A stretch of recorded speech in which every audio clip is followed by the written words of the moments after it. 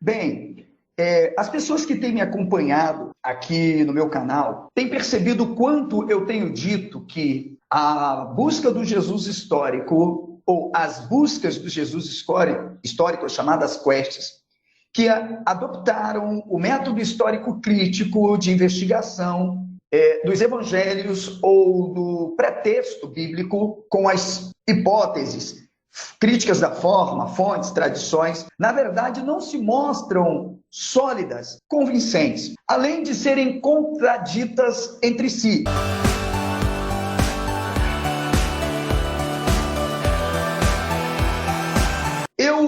Para deixar o professor Rafael bem à vontade, quero lembrar a todos que em um certo momento, numa live com o Antônio Miranda, eu disse que falar de independência, por exemplo, literária das fontes, é uma dentre muitas contradições de alguns critérios. Eu vou trazer uma citação do John Dominic Crossan, que é o erudito, praticamente citado por todos, e para não dizer que está fora de contexto, que vocês confiram, inclusive, a página número 146 da sua obra, onde ele vai trabalhar justamente a questão do desenvolvimento do cristianismo e dos evangelhos. O link vai estar aqui na descrição. Título da obra, O Nascimento do Cristianismo, da Editoras Paulinas.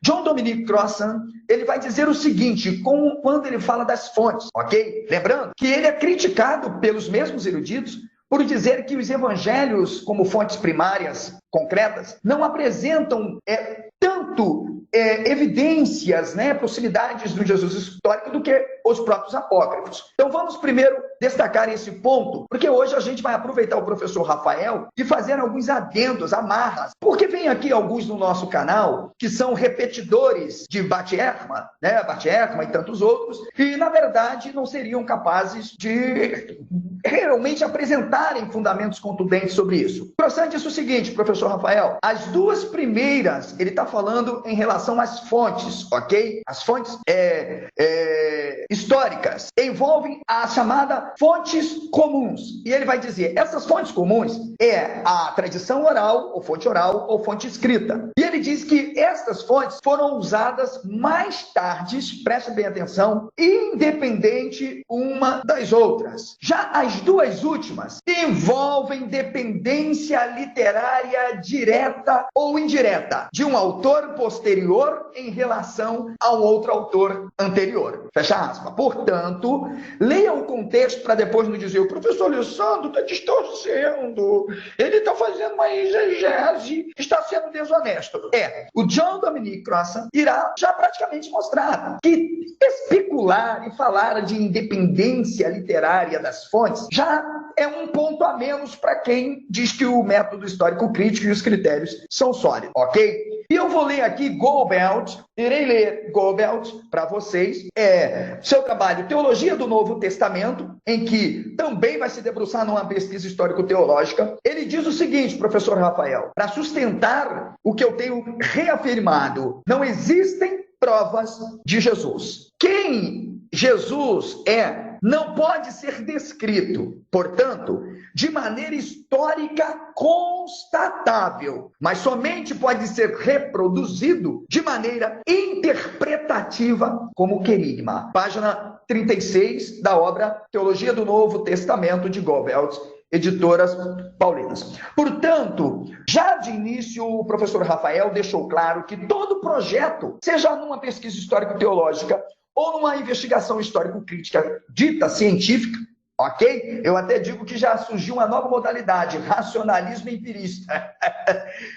Não deixa de ser fundamentado num preenchimento hermenêutico. Fique à vontade, professor Rafael. Obrigado, professor José. Como eu estava falando no início, penso que o golpe assim fatal que o Puig vai dizer com todas as letras, se vocês tiverem o livro aí, da página 147 à página 336, que praticamente é o miolo, onde ele vai falar sobre a personagem de Jesus, ele vai deixar claro que, se atendo nas páginas 183 a 204, para o autor, a figura de Jesus, de acordo com a tradição, é acompanhado pelos pais até atingir a maioridade da lei, aos 12 anos, conforme o relato lá do Novo Testamento. Ele vai dar o detalhe de que Jesus, essa figura, não poderia ser analfabeto, como muitos adeptos estão espalhando por aí. Pelo simples motivo, o aramaico, como o idioma do povo, que foi adotado ali no exílio persa, que todos conhecem, a era do Segundo Templo. Dali que surge também, professor José Alessandro, no seu belo livro, aquela figura messiânica, aquela figura conhecida também como Salvador, conhecida também como uma figura mítica iluminada, o famoso mestre, que também tinha a figura de 12 seguidores, toda aquela mesa em volta, composta por pessoas que lhe serviam, seu séquito. Então, Qumran também, é bom lembrar, está ali do período do Segundo Templo, quando eles remodelam crenças para compor essa figura, que é o Salvador, uma esperança, uma forma de crer,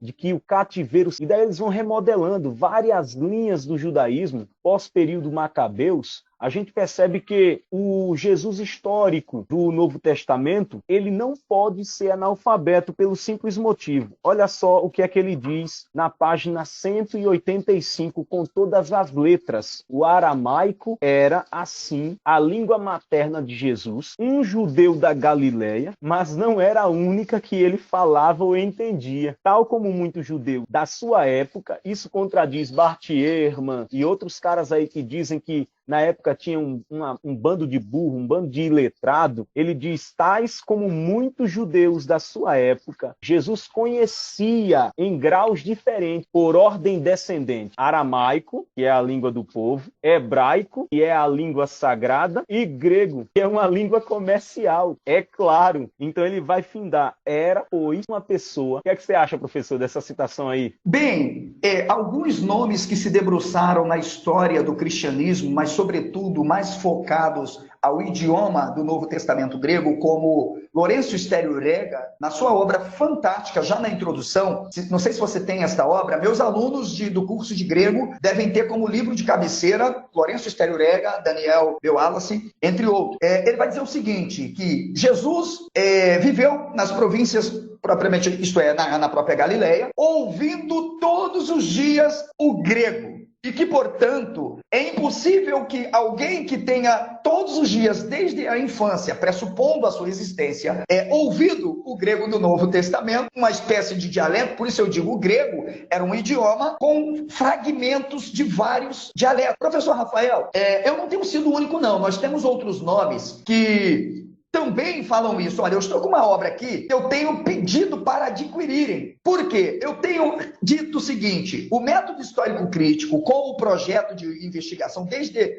final do século XVIII, século XIX, século XX, todos os projetos, eles nos trouxeram diferentes interpretações, tipos de Jesus. E a nossa contemporaneidade, que abarca todo esse projeto, a única coisa que fez foi sedimentar uma reprodução de tudo aquilo que vinha sendo tratado sobre o Jesus histórico, apenas sob a égide de uma nova escola de busca do Jesus histórico. E com isso querem legitimar a existência de um Jesus histórico ao seu formato, com base no que se chama consenso. Mas esse consenso, eu não preciso mais provar nada, veio sendo mais do que doutrinado e orientado sobre aqueles que defendem tais proposituras. Então, professor, para colocar lenha na fogueira, eu quero recomendar a obra do Justin Taylor. Justin Taylor é uma obra fenomenal, As Origens do Cristianismo, Editoras Paulinas 2010, página 31. O autor, de forma magnífica, vai nos dizer o seguinte, abre aspas, hein, gente? Eu não tenho essa cabeça para decorar tudo, mas a gente tenta, ok? Ele diz que o Jesus que o leitor encontra nos evangelhos não é apenas o mestre, olha bem, mas o ressuscitado. E ele vai dizer que esse Jesus, que não é apenas o mestre, mas é o ressuscitado, ele é resultado das reelaborações a partir da cruz e ressurreição. E aí continua o autor mais embaixo. Então, eu vou até tentar aqui, já que eu estou sem recurso para compartilhar a tela e mostrar, mas só para...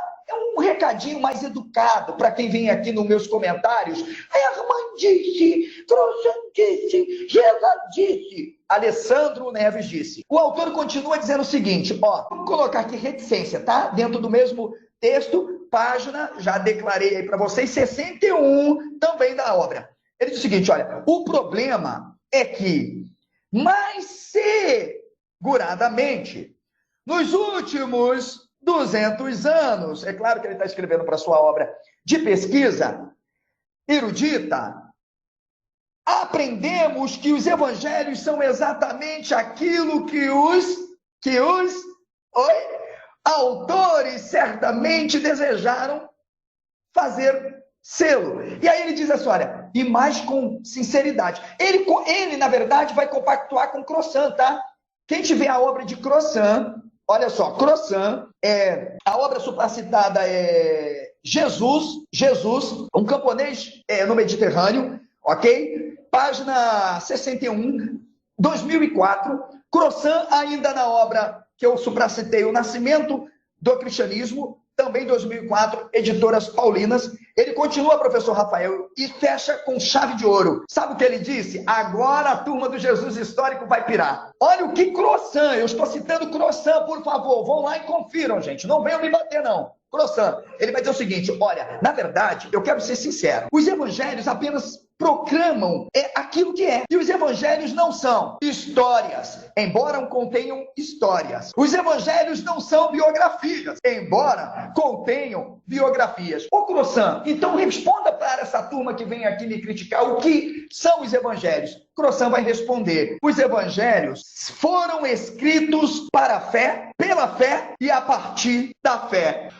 Se fodeu, não é esse. É esse aqui. Então, os critérios que tentam fazer do Novo Testamento um documento histórico e empregam uma hermenêutica, como propõe Schweitzer, ou Schweitzer, como alguns queiram pronunciar, é tudo com base numa questão também empírica, não que não tenha um método histórico crítico. Isto é, se especula, se cria, se fantasia o tipo de Jesus. E é por isso que nós temos um Jesus para cada tipo de gosto. Escolhe aí o seu Jesus e todos serão felizes para sempre. Fique à vontade, professor. Olha só, professor Alessandro, aqui na página 386, o Puig ele vai ter um ponto onde ele pergunta: por que razão Jesus faz milagres? Isso aqui é fundamental, porque os adeptos de uma ala do Jesus histórico vão dizer que aquilo ali é uma falácia, né? Uma concepção, aquilo ali é uma invenção, são camadas sobrepostas no Jesus histórico, camadas míticas, blá blá blá. A primeira regra que se tem, né, é que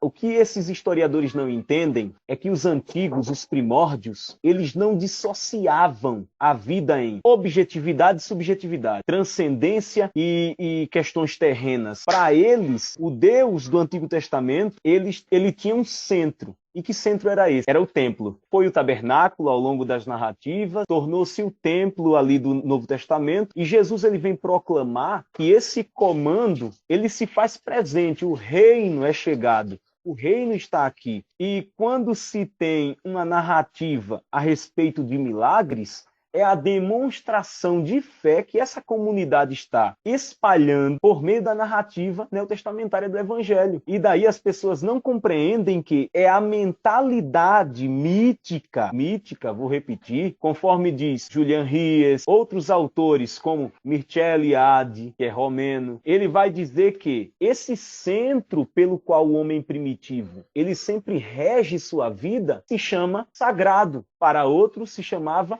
mana, uma força representativa da identidade de um povo. O que é que as pessoas ignoram? É que ali não há dissociabilidade entre o espiritual e o não espiritual. A narrativa traz de forma mítica, de forma de crença, de fé, que é o Jesus integral, vamos chamar assim. O Jesus dos evangelhos é um Jesus integral. Ele não pode ser dissociado ou fragmentado. Se você fragmenta Jesus ali das narrativas, você desmonta o que as comunidades estavam querendo transmitir acerca da figura. E daí o Puig vai dizer aqui: olha, nos evangelhos, o milagre não é uma exceção incômoda e até odiosa das leis que regem este mundo, as leis da natureza. Se o mundo se fechasse a qualquer intervenção divina e a história possuísse uma autonomia em que Deus ficasse positivamente excluído, o milagre se tornaria uma pretensão ridícula. Nesse caso, unicamente haveria que intensificar a investigação, até que a razão científica explicasse aquilo que parecia ou que se apresentava como inexplicável. Olha a bomba que o Puig joga. Olha, meu amadinho cientista, é uma narrativa mítica. O povo concebe Deus, as leis da natureza, que regem a natureza, dessa maneira, que Deus ele tem esse domínio.